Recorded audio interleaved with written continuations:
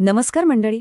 Welcome back to law minded DNM and our IPR module wise series. आज आपला module 1चा शेवटचा आणि एकदम क्रुशियल असा पार्ट 7 आहे. आजच्या या डिकोड सेशनमध्ये आपण इंटरनॅशनल कन्व्हेन्शन्स अँड इन्स्टिट्यूशन्सवर आधारित जो 13 मार्कांचा मोठा प्रश्न असतो ना, तो पूर्णपणे डिकोड करणार आहोत. एक्झाममध्ये पॅरिस, बर्न, ट्रिप्स आणि वायपो नक्की कसे लिहायचे, चला डिकोड करूया. पेपरमध्ये दीर्घोत्तरी उत्तर कसं स्ट्रक्चर करायचं याचा हा क्लिअर 5 भागांचा ब्लूप्रिंट आहे. पहिला भाग इंटरनॅशनल IPRची गरज. दुसरा भाग पॅरिस आणि बर्न कन्व्हेन्शनचा फाउंडेशन. तिसरा ट्रिप्स अग्रीमेंट. चौथा WIPO आणि शेवटी टॉप मार्क्स मिळवून देणारा आपला conclusion exam map. Let's dive right in. तर आन्सर शीटच्या पहिल्या हेडिंगपासून सुरुवात करूया. Why international IPR. आता आपण आधी शिकलो होतो ना की बौद्धिक संपदा किंवा इंटेलेक्च्युअल प्रॉपर्टी ही इनहेरेंटली टेरिटोरियल असते, म्हणजे ती एकाच देशापुरती मर्यादित असते. मग इथे एक बेसिक प्रश्न उभा राहतो, वाय इंटरनॅशनल लॉ? विचार करा, जर एखाद्या भारतीय संशोधकाची आयडिया अमेरिकेत कॉपी झाली तर आंतरराष्ट्रीय करारांशिवाय त्या आयडियाला कसं वाचवणार?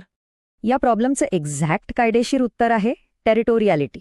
हा एक असा नियम आहे ज्यानुसार IPR फक्त त्याच देशात व्हॅलिड असतात जिथे ते ग्रांट केले गेलेत. आता 19व्या शतकात झालं असं की आंतरराष्ट्रीय व्यापार तर वाढला, पण पेटंट्स बॉर्डर्स क्रॉस करत नव्हते.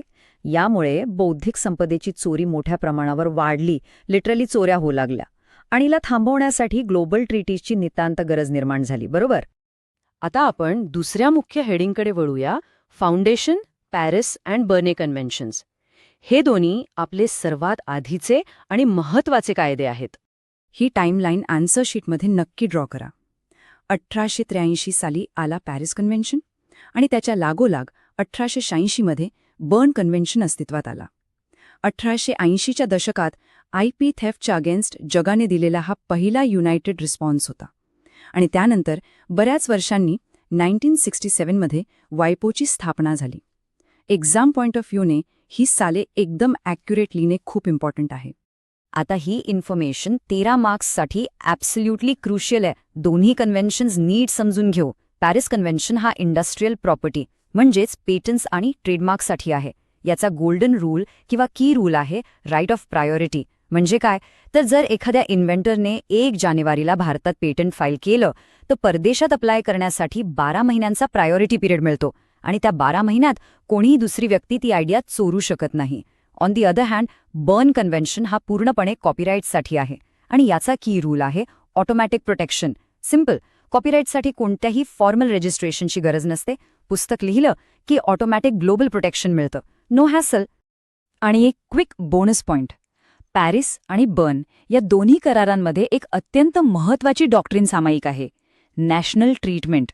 याचा सरळ अर्थ असा की सदस्य देशांनी परदेशी नागरिकांना अगदी तशीच IPR ट्रीटमेंट दिली पाहिजे जी ते स्वतःच्या नागरिकांना देतात. उत्तरात हा पॉइंट लिहिला की एक्स्ट्रा मार्क्स पक्के समजा.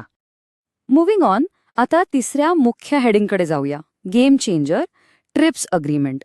1990sच्या दशकातला हा एक मॅसिव्ह पॅराडाईम शिफ्ट होता. आता हा शिफ्ट कसा झाला ते स्टेप बाय स्टेप बघूया.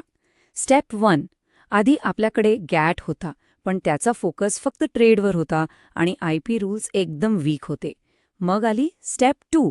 1994मध्ये ट्रिप्स अग्रीमेंट्सच्या वाटाघाटी पूर्ण झाल्या. आणि फायनली स्टेप 3. 1995मध्ये जेव्हा WTO म्हणजेच वर्ल्ड ट्रेड ऑर्गनायझेशनची स्थापना झाली तेव्हा त्यांनी ट्रिप्सला ग्लोबली एन्फोर्स केलं. उत्तरामध्ये ट्रिप्सचे हे स्ट्रिक्ट रूल्स हायलाईट करणं मस्ट आहे. ट्रिप्स हा जगातला सर्वात पॉवरफुल ग्लोबल IP करार आहे. WTOचे सदस्य बनण्यासाठी ट्रिप्स फॉलो करणं एकदम मॅन्डेटरी आहे. ट्रिप्सने 2 लिटरली गेम चेंजिंग रूल्स आणले. एक तर पूर्ण जगात पेटंट्सची लिमिट कंपल्सरी 20 वर्ष केली आणि दुसरं त्यांनी डिस्प्यूट सेटलमेंट मेकॅनिझम आणला. म्हणजे जर कुठल्या देशाने रूल तोडला ना तर हा मेकॅनिझम ॲज अ ग्लोबल एन्फोर्सर काम करतो आणि त्यांच्या व्यापारावर थेट सँक्शन्स किंवा बंदी येऊ शकते. It's that strict. आता वळूया चौथ्या हेडिंगकडे, ग्लोबल मॅनेजर वायपो. ही सगळी ग्लोबल सिस्टीम ॲक्च्युली मॅनेज कोण करतं? Let's see. वायपो म्हणजे वर्ल्ड इंटेलेक्च्युअल प्रॉपर्टी ऑर्गनायझेशन. आन्सरमध्ये हे एकदम क्लिअर लिहा की ही युनायटेड नेशन्स UNG एक स्पेशलाइज्ड एजन्सी आहे. एक्झामिनर्स बेसिकली हा UN चा कीवर्ड उत्तरामध्ये शोधत असतात, so make sure to include it. आता हा नंबर बघा, 26. वायपोची स्केल किती मॅसिव्ह आहे याचा हा प्रूफ आहे. वायपोचा प्रायमरी जॉब म्हणजे पॅरिस आणि बर्न सारख्या तब्बल 26 वेगवेगळ्या आंतरराष्ट्रीय ट्रीटीना ऑफिशियली मॅनेज करणे. त्यांच्या प्रॅक्टिकल फंक्शन्सबद्दल बोलायचं तर ट्रीटीज मॅनेज करण्यासोबतच डिस्प्यूट रेझोल्युशन सर्व्हिसेस प्रोव्हाइड करणं हे त्यांचं काम आहे. पण सर्वात इम्पॉर्टंट आहे PCT म्हणजेच पेटंट कोऑपरेशन ट्रीटी सिस्टम. या सिस्टममुळे जर एखाद्या इन्व्हेंटरला एकाच वेळी 100पेक्षा जास्त देशांमध्ये पेटंट फाईल करायचा असेल तर ते पॉसिबल आहे. PCT is basically the ultimate tool for global patent filing. आता आपण आलो आहोत आपल्या फायनल सेक्शनकडे. कन्क्लुजन, दी एक्झाम मॅप.